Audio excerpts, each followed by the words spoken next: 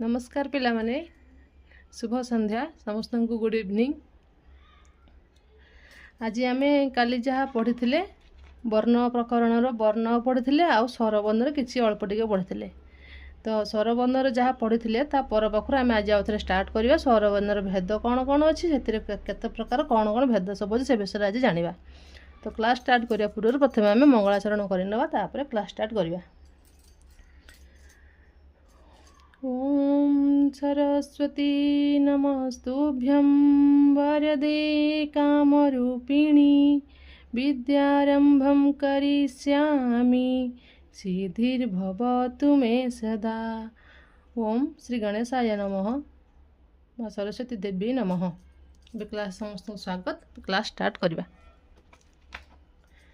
तो काली आम पढ़ी स्वरबर्ण केते प्रकार ना स्वरबर्ण 13टी आम पढ़ी तार स्वरबर्णर भेद विषय आज आम जाना ना कौन कौन तार भेद अच्छी ना स्वरबर्ण को कौन कराई ना स्वरबर्ण को 3 भाग में विभक्त करगुड़िक हूँ गोटे ह्रस्व गोटे दीर्घ आ गोटे प्लुत। तो ह्रस्व दीर्घ प्लुत तेना ह्रस्व कौन दीर्घ कौन प्लुत कौन आम तो कहले स्वरबर्ण अच्छी दीर्घ आ व्यंजन वर्ण अच्छी। तो स्वरबर्ण व्यंजन वर्ण भितर पुणी ह्रस्व दीर्घ प्लुत आसूची। तो ह्रस्व केतोटी दीर्घ केतोटी आ पुणी प्लुत केतोटी तो से विषय में मुझे तुम मानक पुंखानुपुंख भाव में आलोचना करी। आ जो गुड़िक इंपोर्टाट कहे से गुड़िक खातार नोट करनब आ जार बही भी अच्छी बही भी अंडरलाइन मारिनब। तो तुम मानकर सुविधा मु किछि डायग्राम आकार में बनई आ सेगुड़ी को तुम मैंने निज खातार लिख सहजरे से जिन सब मन रही पार आ सहजरे बुझी भी पार। तो काली जो वर्ण प्रकरण पढ़ी से डायग्राम करदे स्वरबर्ण पढ़ी तार डायग्राम करदे आज व्यंजन वर्ण आम स्टार्ट करवा। स्वरबर्ण किछिटा पाठ बाकी रही जाता से गुड़िक बुझेदेवी। काली पढ़ी वर्ण प्रकरण स्वरबर्ण केतोटी व्यंजन वर्ण केतोटी महर्षि पाणिनिक मत स्वरबर्ण केतोटी पढ़ते माहेश्वर सूत्र अनुसार स्वरबर्ण केतोटी पढ़ते तापर आसला आमर वर्णमाला अनुसार स्वरबर्ण केतोटी पढ़ते। तो स्वरबर्ण को कौन कराला 3 भाग में विभक्त कराला गोटे ह्रस्व गोटे दीर्घ गोटे प्लुत। ना तुम कह दीदी स्वरबर्णर ह्रस्व दीर्घ प्लुत कौन ना स्वरर ह्रस्व होउछि आमर अ पाखरु औ पर्यंत एगुड़ा सब स्वरबर्ण जाऊँगी किंतु ह्रस्व कौन जीव ना अ जीव हर्ष जीव हर्ष उ जीव हर्ष रु जीव आ गोटे लु अच्छी ये जो लु अच्छी ये आमर कौन ना व्यवहार हुए किंतु संस्कृत वर्णमाला यार व्यवहार देखा जाए ये हूँ ह्रस्व जीव। तापर कह दीर्घ स्वर कौन ना जेगुड़ा कौन ना आ दीर्घ ई दीर्घ उ दीर्घ रु आउ ए ओई ओ ये कौन गले ये दीर्घ वर्ण रे बा दीर्घ स्वर वर्ण कह व्यंजन वर्ण कह ना एटा कह दीर्घ स्वर वर्ण माने जार उच्चारण कर हो ना आ माने जे लंबुची जेटा सेटा कह दीर्घ स्वर वर्ण। आ गोटे अच्छी प्लुत ना प्लुत कौन यार आम ओडिया वर्णमाला व्यवहार देखा जाए संस्कृत में बहुत प्राय लुप्त किंतु जेहेतु ये वर्णमाला अच्छी तेणु ताको रखा जाइए ना केमिति 13टी स्वर वर्ण है ना एठी 5टी ह्रस्व 5टी आ दीर्घ 8टी मिसिक आम टोटाल केतोटी है 13टी स्वर वर्ण है। तापर स्वर वर्ण रे समस्त बुझीपाल पिला माने तापर आसला कौन ना 4टी संध्यक्षर कह दीदी संध्यघर कौन संध्यघर तो आम जाने आपन तो लिखिं ए ओई ओ 4टा लिखिं ये दीर्घ स्वर वर्ण से 4टा अच्छी किंतु संध्यक्षर हूँ एटा निजे निजे तैयारी हो पारे ना सी कौन हुए ना ओ आउ हर्षे ये लिखिदे तुम खातार आराम से लिखिकी बुझीपार अ आउ हर्षे मिसिकी कौन होता है ना ए रो उत्पत्ति होता है अ सांगरे हर्षे न मिसिले ए हो पार ना से ए को संध्या अक्षर कहुए से भाया ओई ना अ आउ ए मिसिकी ओई होता है से भाया ओ हो आउ हर्ष मिसिकी कौन हो आउ मिसिकी औ जेहेतु दुईटी वर्णर मिलन में गोटे वर्ण उत्पत्ति होती से संध्या अक्षर कहुए। ठीक अच्छे पिला माने बुझीपारे। ठीक अच्छे पिला माने जदि आ भितर किसी डाउट थी ताले मत भी कमेंट बॉक्स रे कमेंट करियो मुझे भल भाव में तुमको बुझेदेवी। तापर आसला कौन ना स्वर वर्ण गला तापर आसो आमर व्यंजन वर्ण ना व्यंजन वर्ण केतोटी आमर ना व्यंजन वर्ण होमर केतोटी ना व्यंजन वर्ण होमर 33टी। ये पढ़िया व्यंजन वर्ण कौन ଯାହା ସ୍ୱରର ଅନୁଗାମୀ ବା ସ୍ୱରର ବିନା ଯାହାର ଉଚ୍ଚାରଣ ହୋଇପାରେ ନାହିଁ। ମାନେ ସ୍ୱର ବିନା ଯିଏ ଉଚ୍ଚାରଣ ହୋଇପାରିବ ନାହିଁ ତାହାକୁ ବ୍ୟଞ୍ଜନ ବର୍ଣ୍ଣ କୁହାଯାଏ। ମାନେ ସ୍ୱର ବିନା କିଏ ଉଚ୍ଚାରଣ ହେଇପାରିବ ନାହିଁ। ନା ଯେମିତି ଆମେ କ'ଣ କାଲି ବୁଝିଥିଲେ ନା ଅ ସହିତ କ'ଣ ମିଶୁଛି ନା କ ହଳନ୍ତ କ ସହିତ ଅ ମିଶିଲେ ଯେ କ୍ରିଏଟ ହେଉଛି କ, ସେଇଟା ହେଉଛି କ'ଣ ନା ସେଇଟା ହେଉଛି ବ୍ୟଞ୍ଜନ ବର୍ଣ୍ଣ। ସେହିଭଳି ବର୍ଣ୍ଣମାଳା ଅନ୍ତର୍ଗତ କ ଆଦି ବ୍ୟଞ୍ଜନ ବର୍ଣ୍ଣ ସହିତ ଯେଉଁ ଅ ମିଶାଯାଇ ଲେଖାଯାଏ ତାହା କେବଳ ବ୍ୟଞ୍ଜନର ଉଚ୍ଚାରଣ ଲାଗି ଉଦ୍ଦିଷ୍ଟ। ସମୁଦାୟ ବ୍ୟଞ୍ଜନ ସଂଖ୍ୟା ଆମର କେତୋଟି ନା 33ଟି। ତାହେଲେ ବ୍ୟଞ୍ଜନ ବର୍ଣ୍ଣ ସଂଖ୍ୟା କେତୋଟି ଆମର ନା ବ୍ୟଞ୍ଜନ ବର୍ଣ୍ଣ ସଂଖ୍ୟା ହେଉଛି ଆମର 33ଟି। ଏହାର 2ଟି ଭାଗ ଅଛି। ଦେଖ ପିଲାମାନେ ମୁଁ ଖାତାରେ ତୁମମାନଙ୍କ ପାଇଁ ସହଜରେ କରିଦେଇଛି। ନା ବ୍ୟଞ୍ଜନ ବର୍ଣ୍ଣ 2 ପ୍ରକାର, ଗୋଟିଏ ହେଉଛି ବର୍ଗୀୟ ବ୍ୟଞ୍ଜନ ଆଉ ଗୋଟିଏ ହେଉଛି ଅବର୍ଗୀୟ ବ୍ୟଞ୍ଜନ। ପୁଣି ବର୍ଗୀୟ ବ୍ୟଞ୍ଜନକୁ 5 ପ୍ରକାର ଭାଗରେ ବିଭକ୍ତ କରାଯାଇଛି। ସେସବୁ ମୁଁ ଆସ୍ତେ ଆସ୍ତେ ବୁଝେଇବି, ଏବେ ଖାଲି କହୁଛି ଟିକେ ବୁଝିଯାଅ ସମସ୍ତେ। ନା ବର୍ଗୀୟ ବ୍ୟଞ୍ଜନକୁ 5 ପ୍ରକାର ବିଭକ୍ତ କରାଯାଇଛି, ଅବର୍ଗୀୟ ବ୍ୟଞ୍ଜନକୁ ପୁଣି 2 ଭାଗରେ ବିଭକ୍ତ କରାଯାଇଛି। ନା ଅବର୍ଗୀୟ ବ୍ୟଞ୍ଜନ ପ୍ରଥମେ ବୁଝିନେବା, ତାପରେ ବର୍ଗୀୟ ବ୍ୟଞ୍ଜନ ବୁଝିବା। ଅବର୍ଗୀୟ ବ୍ୟଞ୍ଜନ କେତୋଟି ନା 8ଟି। କେତୋଟି? 8ଟି ହେଉଛି ଅବର୍ଗୀୟ ବ୍ୟଞ୍ଜନ। ଅବର୍ଗୀୟ ବ୍ୟଞ୍ଜନକୁ 2 ଭାଗରେ ବିଭକ୍ତ କରାଗଲା, ଗୋଟେ ହେଉଛି ଅନ୍ତସ୍ଥ ଆଉ ଗୋଟେ ହେଲା ଉଷ୍ମ। ପୁଣି ଅନ୍ତସ୍ଥକୁ କ'ଣ କରାଗଲା ନା 4 ଭାଗରେ ବିଭକ୍ତ କରାଗଲା ଆଉ ଉଷ୍ମକୁ 4 ଭାଗରେ ବିଭକ୍ତ କରାଗଲା। ନା ଦିଦି କହିବ ଦିଦି ଅନ୍ତସ୍ଥ କ'ଣ ଉଷ୍ମ କ'ଣ? ଦେଖ ପିଲାମାନେ ମୁଁ ସହଜରେ ଜାଣିବା ପାଇଁ ବୁଝେଇ ଦେଉଛି। ଉଷ୍ମ ଯେତେବେଳେ ଆମେ ଯେଉଁ ଶବ୍ଦଟା ଉଚ୍ଚାରଣ କଲା ବେଳେ ଆମ ପାଟିରୁ ବା ନାକରୁ ଗରମ ବାଷ୍ପ ଗୋଟେ ବାହାରେ, ସ କହିଲା ବେଳେ କ'ଣ ହୁଏ, ସ କହିଲା ବେଳେ ପାଟିରୁ ଯେଉଁ ହାବାଟା ବାହାରେ ସେଟା ଆମକୁ ଉଷ୍ମ ଲାଗେ ନା ନାହିଁ, ସେଇଟାକୁ ଉଷ୍ମ ବର୍ଣ୍ଣ କୁହାଯାଏ। ବୁଝିପାରିଲ? ଆଉ ଗୋଟେ ହେଲା ଅନ୍ତସ୍ଥ ବର୍ଣ୍ଣ। ନା ଜ ବ ର ଳ ଏଇ 4ଟାକୁ କୁହାଯାଏ ଅନ୍ତସ୍ଥ ବର୍ଣ୍ଣ, ମାନେ ସେ ଶେଷରେ ଥାଏ। ଆଉ ସ ସ ସ ହ ସେମିତି ନାହିଁ ଖାଲି ଉଷୁମ ହାବା ବାହାରୁଥିବ। ମୁଁ ତୁମକୁ ବୁଝିବା ପାଇଁ କହିଲି ସ ସ ସ ଆଉ ହ ଏଇ 4ଟା ଯେତେବେଳେ ଆମେ ଉଚ୍ଚାରଣ କଲେ ନିଜେ ଦେଖିବ ପାଟି ଆଗରେ ହାତ ରଖିକି ସେଟା ଆମକୁ ଟିକେ ଉଷୁମ ଲାଗୁଥିବ ସେଇ ସମୟରେ ଆମ ପାଟିରୁ ଯେଉଁ ବାୟୁଟା ବାହାରୁଥିବ, ସେଥିପାଇଁ ତାକୁ ଉଷ୍ମ ବର୍ଣ୍ଣ କୁହାଯାଏ। ଏତିକି ବୁଝିପାରିଲ? ଚାଲ ଆଗକୁ ଯିବା। ତାପରେ ଆଇଲା କ'ଣ ନା ବର୍ଗୀୟ ବ୍ୟଞ୍ଜନ। ଏଇଠି ହେଉଛି ସବୁଠୁ ଇମ୍ପୋର୍ଟାଣ୍ଟ ପାଠ ଆଉ ଆ ଭିତରୁ ପରୀକ୍ଷାରେ ବହୁତ କ୍ୱେଶ୍ଚନ୍ ଆସେ। ନା ବର୍ଗୀୟ ବ୍ୟଞ୍ଜନ କେତୋଟି ଆମର ନା 25ଟି। ନା 25ଟି କ'ଣ ବର୍ଗୀୟ ବ୍ୟଞ୍ଜନ ଅଛି ତାକୁ ଆମେ ଜାଣିବା କେମିତି? ନା ସେଥିପାଇଁ ଆମକୁ କ'ଣ କରାଗଲା 5 ଭାଗରେ ବିଭକ୍ତ କରାଗଲା। କ'ଣ ନା କ ଚ ଟ ତ ପ। ଏଇ ସିକ୍ୱେନ୍ସରେ ତୁମେମାନେ ମନେ ରଖିଲେ ଶୀଘ୍ର ମନେ ରଖିପାରିବ ଆଉ ସହଜରେ ମଧ୍ୟ ମନେ ରହିଯିବ। ଆମର ବର୍ଣ୍ଣମାଳାରେ ଯେତେବେଳେ ଆମେ ପାଠ ପଢ଼େ ଅ ଆ କ ଖ ଗ ଘ ଙ ପାଇଁ ଗୋଟେ ଯାଏ, ପୁଣି ଚ ଛ ଜ ଝ ନ୍ୟ ପର୍ଯ୍ୟନ୍ତ ଗୋଟେ ଯାଏ। ସେଇ ହିସାବରେ ପ୍ରଥମ ବର୍ଣ୍ଣକୁ ସବୁ କ'ଣ କରାହେଇଛି ନା ସାଇଡ଼ରେ ଲେଖି ଦିଆଯାଇଛି। ନା କ ପ୍ରଥମରେ ଅଛି କ, ଏଠି କ ଲେଖା ହେଇଛି, ଏଠି ଚ ଲେଖା ହେଇଛି, ଏଠି ଟ ଲେଖା ହେଇଛି। ସେଥିପାଇଁ ମନେ ରଖିବା ପାଇଁ ପିଲାମାନଙ୍କୁ ସହଜରେ ଏଟା କରାଯାଇଛି। ନା କଚଟ ତପ। କରେ ଯିବ କ ପାଖରୁ ଙ ପର୍ଯ୍ୟନ୍ତ, ଚରେ ଯିବ ଚ ପାଖରୁ ନ୍ୟ ପର୍ଯ୍ୟନ୍ତ, ଟରେ ଯିବ ଟ ପାଖରୁ ମୂର୍ଧଣ ପର୍ଯ୍ୟନ୍ତ, ତରେ ଯିବ ତ ପାଖରୁ ଦନ୍ତେନ ପର୍ଯ୍ୟନ୍ତ, ପରେ ଯିବ ପ ପାଖରୁ ମ ପର୍ଯ୍ୟନ୍ତ। ଠିକ୍ ଅଛି?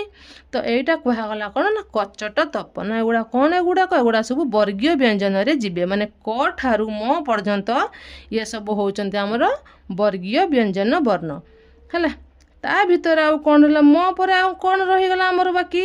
ନା ଅନ୍त्यସ୍ତଜ ର ହଳ ବ। ଏଇ ଯେଉଁ 4ଟା ରହିଲା ସେଗୁଡ଼ିକୁ ଅନ୍ତସ୍ଥ ବର୍ଣ୍ଣ କୁହାଗଲା। କହିଥିଲି ଶେଷରେ ଅଛି ବର୍ଗୀୟ ବ୍ୟଞ୍ଜନ ଶେଷରେ ଯେଉଁ 4 ବର୍ଣ୍ଣ ଥାଏ ତାହାକୁ ଅନ୍ତସ୍ଥ ବର୍ଣ୍ଣ କୁହାଯାଏ। ତ କ'ଣ କହିଲି ନା କଚଟ ତପ ପ୍ରତ୍ୟେକ ବର୍ଣ୍ଣରେ କେତୋଟି ବର୍ଣ୍ଣ ରହିଛି ନା ପ୍ରତ୍ୟେକ ବର୍ଣ୍ଣରେ 5ଟି ବର୍ଣ୍ଣ ରହିଛି। ୟାକୁ ସହଜ ହେବ ମନେ ରଖିବା ପାଇଁ, ୟାକୁ ସହଜରେ ମନେ ରଖିବା ପାଇଁ ଯେତେବେଳେ ମନେ ରଖିଦେବ ସମସ୍ତେ। ତେଣୁ ପରୀକ୍ଷାରେ ପଚାରିଦେବ କ ବର୍ଗରେ କ'ଣ କେଉଁ ବର୍ଣ୍ଣ ଯାଉଛି ନା କରେ ଙ ପକାଇ ଦେଇଥିବ, ନ୍ୟ ପକାଇ ଦେଇଥିବ, ଜ ପକାଇ ଦେଇଥିବ ଆଉ ଟ ପକାଇ ଦେଇଥିବ। ତାହେଲେ କ ବର୍ଗରେ କିଏ ଯିବ ନା କ ବର୍ଗରେ ଙ ଯିବ। ସେଇଭଳିଆ ସମସ୍ତେ ମନେ ରଖିବାକୁ ଚେଷ୍ଟା କରିବ ଆଉ ମନେ ମଧ୍ୟ ରଖିବ, କାରଣ ପରୀକ୍ଷାରେ ବହୁତ କ୍ୱେଶ୍ଚନ୍ ଆ ଭିତରୁ ଆସୁଛି। ତାପରେ ଆସିଲା ଆମର ତ ଟୋଟାଲ ବର୍ଣ୍ଣମାଳା ସମ୍ପୂର୍ଣ୍ଣ ହେଇଗଲା, କିନ୍ତୁ ଶେଷରେ ଆଉ କ'ଣ କ'ଣ ରହିଗଲା ନା ଶେଷରେ ରହିଗଲା ଅନୁସାର, ବିସର୍ଗ ଆଉ ଚନ୍ଦ୍ରବିନ୍ଦୁ। ତାହେଲେ ଏଇ 3ଟାକୁ କ'ଣ କହିବା ନା ଏ 3ଟାକୁ କୁହାଯିବ ଅଜଗବାହ ବର୍ଣ୍ଣ। କ'ଣ କୁହାଯିବ? ଅଜଗବାହ ବର୍ଣ୍ଣ। ନା ଶେଷରେ ରହିବ ଅନୁସାର, ଲାଷ୍ଟରେ ରହିବ ବିସର୍ଗ, ଆଉ ଗୋଟେ ଲାଷ୍ଟକୁ କ'ଣ ଚନ୍ଦ୍ରବିନ୍ଦୁ। ତାହେଲେ ଏମାନଙ୍କର ବ୍ୟବହାର କେଉଁଠି ହୋଇଥାଏ ନା ଏମାନଙ୍କର ବ୍ୟବହାର କେବଳ ସଂସ୍କୃତରେ ଉପଲବ୍ଧି ହୋଇଥାଏ। କେଉଁଠି ହୋଇଥାଏ? ସଂସ୍କୃତରେ। ଯେତେବେଳେ ଆମେ ଲେଖିବା କ'ଣ ଲେଖିବା ଅନୁସାର ଦେବା, ଗୃହମ୍ ଲେଖିବା, କ'ଣ ଲେଖିବା ନା ଗୃହମ୍। ହମ୍ ଲେଖିଲେ ହରେ ଅନୁସାର ଦେଲେ ଗୃହମ୍ ହେଉଛି। ତେଣୁ ଏଇଠି କ'ଣ ହେଉଛି ନା ଗୃହମ୍। ଏତେବେଳେ ଯାଇକି କ'ଣ ହେଇଥାଏ ନା ସ୍ୱର ବର୍ଣ୍ଣ ସାଙ୍ଗରେ କିଏ ମିଶିଥାଏ ନା ଅଜଗ ବାହ ବର୍ଣ୍ଣ ସବୁବେଳେ ସ୍ୱର ବର୍ଣ୍ଣ ସହିତ ମିଶିକି ଉଚ୍ଚାରଣ ହୋଇଥାନ୍ତି। ଏବେ ଆମେ ବହିରେ ସେ ଲାଇନ୍ ଦେଖିବା। ଏମାନଙ୍କ ସଂଖ୍ୟା ସମୁଦାୟ 8ଟି। ଏଇଠି ଲେଖା ହେଇଛି ଅଜଗ ବାହ ନା ଅନୁସାର ବିସର୍ଗ ଚନ୍ଦ୍ରବିନ୍ଦୁ। ଏହା ସ୍ୱର ବର୍ଣ୍ଣ ବ୍ୟଞ୍ଜନ ବର୍ଣ୍ଣରେ ମିଶି ଉଚ୍ଚାରିତ ହୋଇଥାନ୍ତି। ହେଲା, ଆମର କ ସାଙ୍ଗରେ ଲେଖିଲେ କ'ଣ ଲେଖିବା ନା କରେ ଅନୁସାର ଦେଲେ କଣ ହେଉଛି, ଖରେ ଅନୁସାର ଦେଲେ ଖଙ୍ଗ ହେଉଛି, ଅରେ ଅନୁସାର ଦେଲେ ଅଙ୍ଗ ହେଉଛି। ହେଲା, ତେଣୁ ଇଏ କ'ଣ ସ୍ୱର ବର୍ଣ୍ଣ ସହିତ ମିଶିବ ଆଉ ବ୍ୟଞ୍ଜନ ବର୍ଣ୍ଣ ସହିତ ମିଶିବ। ଯଦି ଆମେ କହିବା ଦିଦି ସ୍ୱର ବର୍ଣ୍ଣ କେମିତି ହେଉଛି ବ୍ୟଞ୍ଜନ ବର୍ଣ୍ଣ କେମିତି ହେଉଛି, ତାହେଲେ ଆମେ ଦେଖିବା ଏଇଠି କ'ଣ ଅଛି ନା କ ଅଛି। କ ଗୋଟିଏ କ'ଣ ନା ବ୍ୟଞ୍ଜନ ବର୍ଣ୍ଣ। ତାହେଲେ କ'ଣ କରିବା ନା କ ସହିତ ଆ ସହିତ କ'ଣ ମିଶିକି ଅଛି ନା ହଳନ୍ତ କ ସହିତ ଅ ମିଶିକି ଅଛି ପ୍ଲସ୍ ଅନୁସାର ମିଶିକି କ'ଣ ହେଉଛି ନା କଙ୍ଗ ହେଉଛି। ସେଇଭଳିଆ ଅରେ ଅନୁସାର ବି ଅଙ୍ଗ ହେଇପାରିବ, କାରଣ ସେ ସ୍ୱର ବର୍ଣ୍ଣ ସହିତ ମିଶିକି କିଏ ଉଚ୍ଚାରଣ ହେଇଥାଏ ନା ଅଜଗ ବାହ ବର୍ଣ୍ଣ ସବୁବେଳେ ସ୍ୱର ବର୍ଣ୍ଣ ସହିତ ମିଶିକି ଉଚ୍ଚାରଣ ହେଇଥାନ୍ତି। ସେଇଭଳିଆ ତାପରେ ବିସର୍ଗ ଅଛି। ଆମେ କ'ଣ ଦୁଃଖ, ଯେତେବେଳେ ଆମେ ଓଡ଼ିଆରେ ବର୍ଣ୍ଣବୋଧ ବହି ପଢ଼ିଥିଲେ ସେତେବେଳେ କ'ଣ ଲେଖିଥିଲେ ନା ଦୁଃଖ ଲେଖିଥିଲେ। କେମିତି ଲେଖିଥିଲେ? ଏଇଠି ଲେଖିଲେ କ'ଣ ଦରେ ବିସର୍ଗ ଏଇଠି ରହୁଛି ମଝିରେ। ତାହେଲେ ସେ ଯେଉଁ ବିସର୍ଗର କ'ଣ ହେଉଛି ଆମର ବିସର୍ଗର ହ ଉଚ୍ଚାରଣ ହେଉଛି, ଅନୁସାରରେ ମ ଉଚ୍ଚାରଣ ହେଉଛି, ଆଉ ଚନ୍ଦ୍ରବିନ୍ଦୁଟା ହେଉଛି ଅନୁନାସିକା। ଆମେ କ ଖ ଗ ଯେତେବେଳେ ଉଚ୍ଚାରଣ କରୁ ସେତେବେଳେ କ'ଣ ବସିଥାଏ ନା ସେତେବେଳେ ଚନ୍ଦ୍ରବିନ୍ଦୁ ବସିଥାଏ। ସେଟା କ'ଣ ନାକରୁ ଉଚ୍ଚାରଣ ହୁଏ, ସେଥିପାଇଁ ତାକୁ ଅନୁନାସିକ ବର୍ଣ୍ଣ କୁହାଯାଏ। ପରୀକ୍ଷାରେ ପଡ଼ିବ ଅନୁସ୍ୱାରର ସ୍ୱରୂପ କ'ଣ?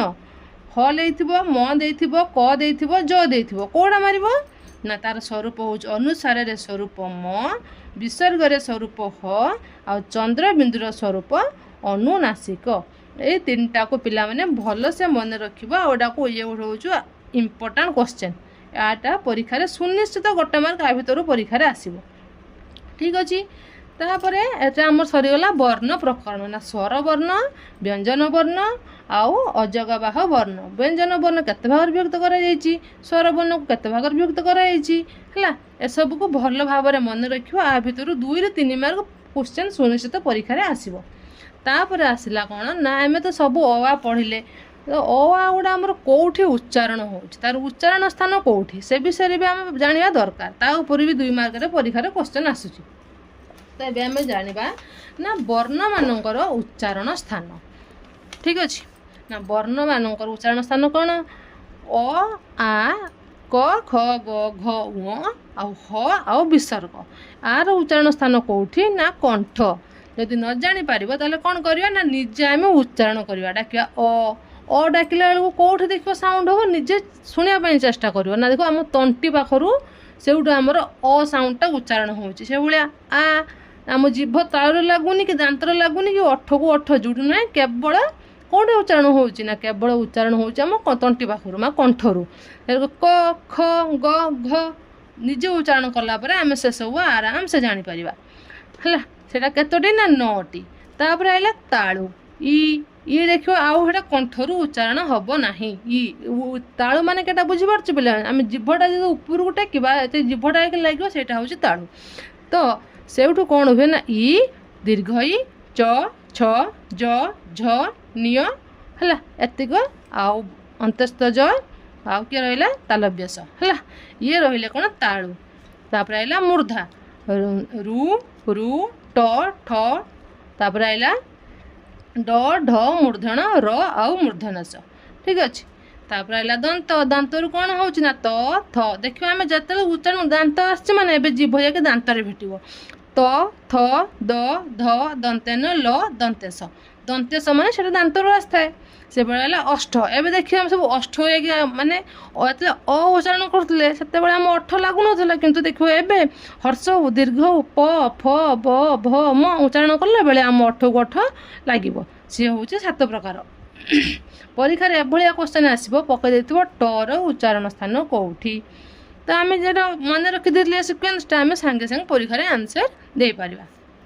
ତାପରେ ପରୀକ୍ଷାରେ ଆସିବ କଣ୍ଠ ଆଉ ଓଷ୍ଠ ଦୁଇ ଜାଗାରୁ କେଉଁ ବର୍ଣ୍ଣ ଉଚ୍ଚାରଣ ହୋଇଥାଏ ନା ୱ ଆଉ ଔ ଏଇ ଦୁଇଟା ଉଚ୍ଚାରଣ କଲାବେଳେ କଣ୍ଠ ସହିତ ଆମ ଓଠର ସଂଯୋଗ ରହିଥାଏ।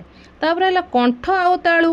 କଣ୍ଠ ଆଉ ତାଳୁ ଦୁଇଟା ଆଗରୁ କେଉଁଠୁ ଉଚ୍ଚାରଣ ହୁଏ ନା ଏ ଆଉ ଐରୁ କଣ୍ଠ ତାଳୁ ଉଚ୍ଚାରଣ ହୋଇଥାଏ। ଏ ଐଟା କେଉଁଠୁ ଉଚ୍ଚାରଣ ହୋଇଥାଏ ନା କଣ୍ଠ ଆଉ ତାଳରୁ ଉଚ୍ଚାରଣ ହୋଇଥାଏ। ଆଉ ତାପରେ ଆସିଲା ବ ଦନ୍ତ ଆଉ ଓଷ୍ଠ। ଯେତେବେଳେ ଆମେ ବ ଉଚ୍ଚାରଣ କରିବା ଦାନ୍ତ ଆଉ ଓଠର ସଂଯୋଗରେ ବର ଉଚ୍ଚାରଣ ହୋଇଥାଏ। ଠିକ୍ ଅଛି, ବୁଝିପାରିଲେ। ତାପରେ ଶେଷରେ ଆସିଲା ନାସିକା ମାନେ ନାକରୁ କେଉଁ ଗୁଡ଼ିକ ଉଚ୍ଚାରଣ ହୋଇଥାଏ। ଇଏ ସବୁଠୁ ଇମ୍ପୋର୍ଟାଣ୍ଟ କ୍ୱେଶ୍ଚନ୍। ଇଏ ପରୀକ୍ଷାରେ ସୁନିଶ୍ଚିତ ଆସିବ। ନାସିକା ବର୍ଣ୍ଣ କେଉଁଠି ନା ଆମର ପଢ଼ିଥିଲେ ଯେଉଁ ବର୍ଗ ପଢ଼ିଥିଲେ ଆମେ କଚଟ ତପ ବର୍ଗର ଶେଷ ବର୍ଣ୍ଣକୁ କ'ଣ କୁହାଯାଏ ନା ନାସିକା ଅନୁନାସିକା ବା ନାସିକା ବର୍ଣ୍ଣ କୁହାଯାଏ। ନା ଙ ନିୟ ଣ ନ ମ ଏତିକ ହେଉଛି କ'ଣ ନାସିକା ବର୍ଣ୍ଣ। ଏ ପାଞ୍ଚଟାକୁ କେହି ଭୁଲିବନି। ଏଇ ପାଞ୍ଚଟା ସବୁଠୁ ଇମ୍ପୋର୍ଟାଣ୍ଟ। ଆ ଭିତରୁ ଗୋଟେ ହେଲେ କ୍ୱେଶ୍ଚନ୍ ସୁନିଶ୍ଚିତ ଆସିବ। ବର୍ଣ୍ଣର ଉଚ୍ଚାରଣ ସ୍ଥାନ ଭେରି ଭେରି ଇମ୍ପୋର୍ଟାଣ୍ଟ। ପରୀକ୍ଷାରେ ସୁନିଶ୍ଚିତ ଆ ଭିତରୁ ଗୋଟେ କ୍ୱେଶ୍ଚନ୍ ଆସିବ। ଠିକ୍ ଅଛି ପିଲାମାନେ, ଆଜି ଆମେ କ'ଣ କଲେ ନା ଆଜି ଆମେ ବର୍ଣ୍ଣ ପ୍ରକରଣ ଶେଷ କରିଦେଇଛେ। ଯଦି କିଛି ଆ ଭିତରୁ ଆଉ କିଛି ପଚାରିବାର ଅଛି ଆଉ କିଛି ଜାଣିବାର ଅଛି ତାହେଲେ ମୋତେ ମେସେଜ୍ କରିବେ, କ'ଣ ୟୁଟ୍ୟୁବରେ କରିବେ ଆଉ ମୁଁ ତା'ର ସୁନିଶ୍ଚିତ ରିପ୍ଲାଏ ଦେବି। ଆଉ ଯଦି କିଛି ଜାଣିବାର ଅଛି କିଛି ଡାଉଟ୍ ଅଛି ତାହେଲେ ସେଗୁଡ଼ା ବି ମୁଁ ତୁମ ସମାଧାନ କରିବି।